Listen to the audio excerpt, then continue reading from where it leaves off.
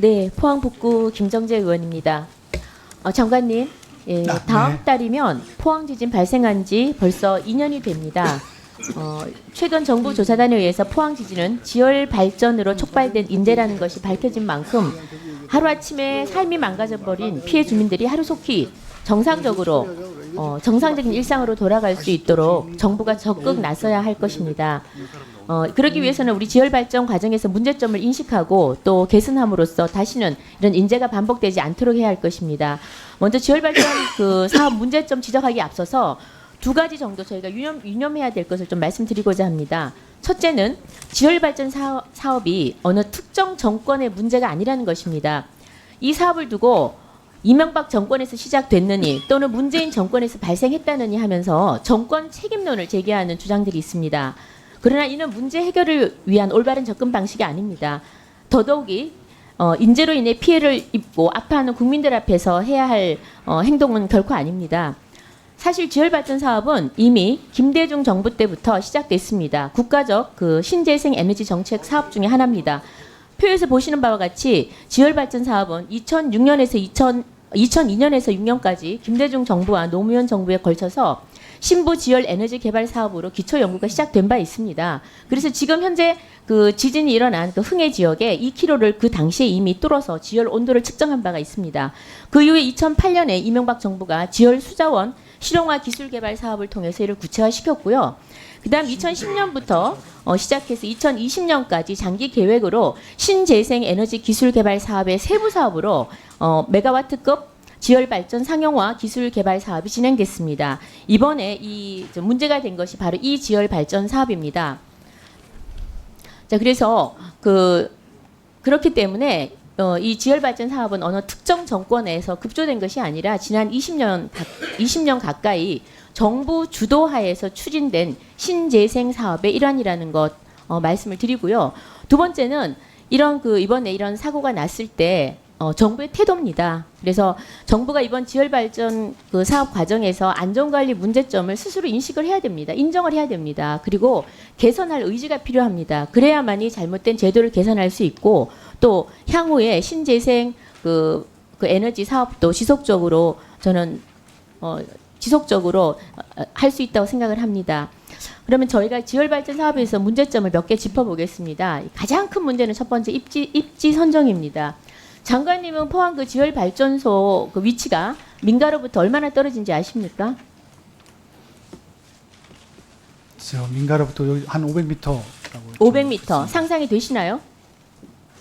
자, 지열 발전은요. 지열 발전을 하게 되면은 미소 진동, 지진이 있다라는 거는 모든 학계의 정설입니다. 땅이 당연히 흔들립니다. 그런데 민가로부터 500m 입지 선정이 완전히 잘못된 거죠. 가장 첫 번째 첫 단추를 잘못 꿰인 겁니다.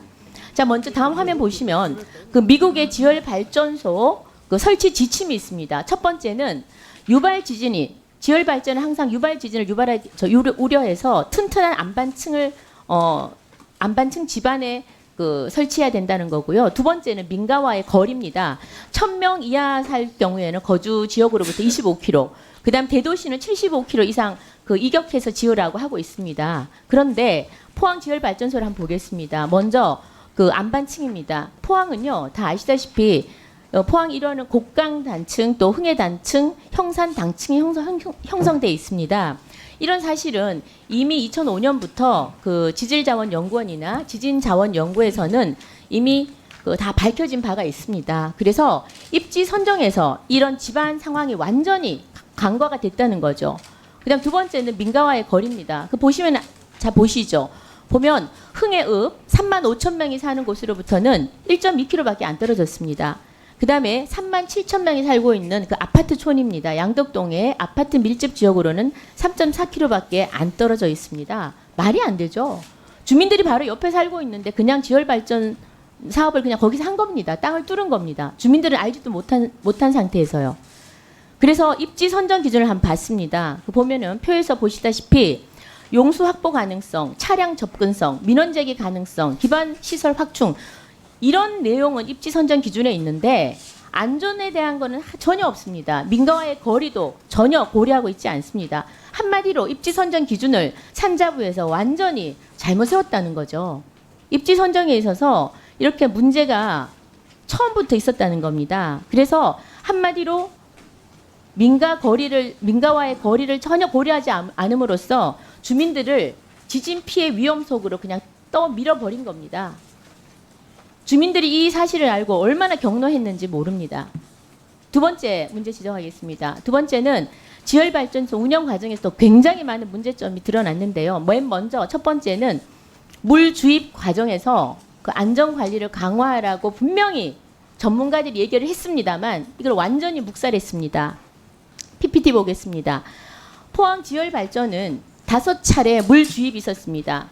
물 주입이 있었는데 1차로 2016년에 물 주입을 하고 나니까 1.4의 지진이 발생했습니다. 이때 바로 피터 마이어 박사가 전문가입니다. 이 분야의 전문가가 지금 포항 지열발전 연구단의 자문으로 참여를 했습니다. 이분이 주입한 물의 양에 비해서 지진이 너무 크게 발생했다. 따라서 2차 물 주입을 하기 전에 반드시 정밀 조사를 해야 한다고 전문가 의견을 내고 경고까지 했습니다. 그런데 이게 완전히 묵살이 됐죠. 묵살이 되고 그냥 밀어붙이는 겁니다. 그래서 2차 물 주입을 했는데요. 1차 때보다 물 주입을 배로 많이 했습니다. 2,000톤인 1차에 2,000톤, 2차에 4,000톤을 했습니다. 그러니 당연히 땅이 흔들릴 수밖에 없죠. 흔들리는 조짐이 그때부터 다 형성이 된 겁니다. 가장 큰 문제는 2017년 4월에 발생한 3.1 대규모 지진입니다.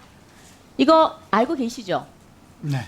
자, 2017년 본 지진은 5.4인데 그 이전에 4월에 벌써 3.1 지진이 발생했음에도 불구하고 정부는 이 사실을 알고도 전혀 아무런 대책을 취하지 않았습니다. 어떤 대책을 취하지 않았느냐에 대해서는 제가 잠시 뒤 추가 질문 때 하겠습니다. 네. 네, 의원님 그 말씀해 주신 거에서 하나만 2002년부터 6년까지 그 신부지열 에너지 기술개발 사업부터 말씀을 주셨는데요. 그거는 원칙적으로 이제 발전 사업과 관련된 내용은 아니고 그 신부 에너지를 이용하는 사업이었고 사업이었다는 말씀 하나 말씀을 드리고 지금 말씀 주신 그런 내용에 대해서 저희 산업부에서 아시는 것처럼 스스로 우리가 공익감사 청구를 한 상황이고요. 또 우리 감사원 감사에 성실히 임하고 있습니다.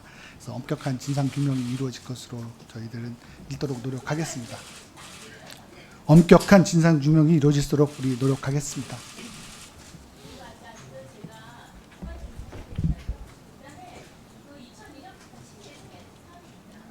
예, 신재생 에너지 사업입니다. 그 중에서 열을 이용하는 게 있고 발전 사업을 하는 게 있는데 지금 우리 이번에 문제된 거는 이제 발전 사업의 성격의 그 기술개발 사업이고요. 지금 맨 처음 예를 들어주셨던 것은 그 열 이용을 하는 관련된 사업이라는 것만 확인하겠습니다. 신재생은 맞습니다. 네. 신재생 에너지는 많이 있습니다. 네네. 뭐 저도 그거 확인한 겁니다. 네. 예, 존경하는 최인호 의원 질의해 주시기 바랍니다.